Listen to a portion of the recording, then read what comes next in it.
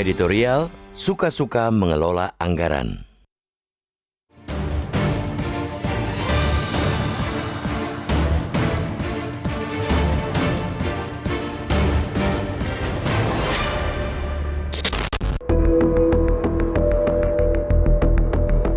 Pengelolaan anggaran di negeri ini masih saja menjadi penyakit akut yang merugikan banyak orang.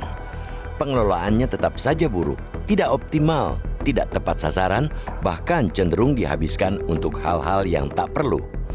Sebagai penyakit menahun, buruknya pengelolaan anggaran terus diperlihatkan oleh pejabat. Terkini, fenomena memprihatinkan itu terungkap dalam Rapat Kerja Nasional Pengawasan Intern Pemerintah 2023 di Kantor Badan Pemeriksa Keuangan dan Pembangunan atau BPKP, Jakarta, Rabu 14 Juni. Adalah Presiden Joko Widodo yang membeberkannya. Jokowi jengkel karena realisasi anggaran APBN maupun APBD masih dilakukan sesuka hati. Alih-alih digunakan sepenuhnya untuk kepentingan rakyat, uang rakyat itu justru dihambur-hamburkan lewat beragam modus yang tak bersentuhan langsung dengan kebutuhan rakyat. Ambil amsal dana untuk penanganan stunting. Joko Widodo mencontohkan dari anggaran 10 miliar rupiah, jumlah yang betul-betul untuk mengatasi masalah gizi kronis yang berpengaruh pada tumbuh kembang anak itu cuma 2 miliar rupiah. Hanya 1/5 yang dialokasikan untuk membeli telur, ikan, daging, susu, protein, atau sayur. Sebagian besar malah dihabiskan untuk perjalanan dinas, rapat-rapat, program penguatan, pengembangan, dan lain-lain yang tak jelas juntrungannya. Sebangun dengan anggaran pengembangan usaha menengah, kecil dan mikro atau UMKM sebesar 2,5 miliar rupiah. Dari jumlah itu, lebih dari separuh dialokasikan untuk honor dan perjalanan dinas. Sebagian besar lainnya juga dipergunakan untuk hal-hal yang tak terlalu konkret, yang tak bisa langsung dirasakan faedahnya oleh pelaku UMKM. Apa yang dipaparkan Presiden bukanlah hal yang baru. Buruknya pengelolaan anggaran itu sudah ada sejak dulu. Sekarang, dan kalau tidak ada upaya perbaikan yang radikal, dipastikan berlanjut di masa-masa mendatang.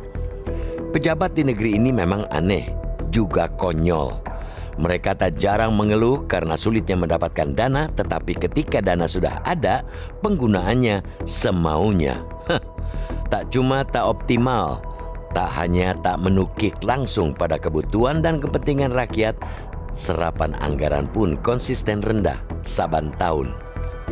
Tentu kita tak ingin persoalan seperti itu ada lagi dan lagi. Buruknya pengelolaan anggaran harus diakhiri agar masalah yang membelit masyarakat bisa lekas disudahi. Soal stunting misalnya, bagaimana mungkin ia dapat segera dituntaskan jika anggaran yang ada lebih banyak dihabiskan untuk memanjakan pejabat? Agar pengelolaan anggaran bisa optimal untuk rakyat, pengawasannya tentu harus maksimal. Celakanya, hingga kini pengawasan juga masih memble. Jika tak ada perbaikan dalam pengawasan, jangan harap pula pengelolaan anggaran akan membaik. Oleh karena itu, Presiden tak perlu terus mengeluh, jengkel, kesal karena pengelolaan anggaran masih buruk. Perintahkan saja jajaran yang ada untuk meningkatkan pengawasan. Kalau tak mampu juga, jika tak mau jua, ganti mereka dengan yang punya kemampuan dan kemauan. Bukankah Presiden punya wewenang dan kekuasaan melakukan itu semua?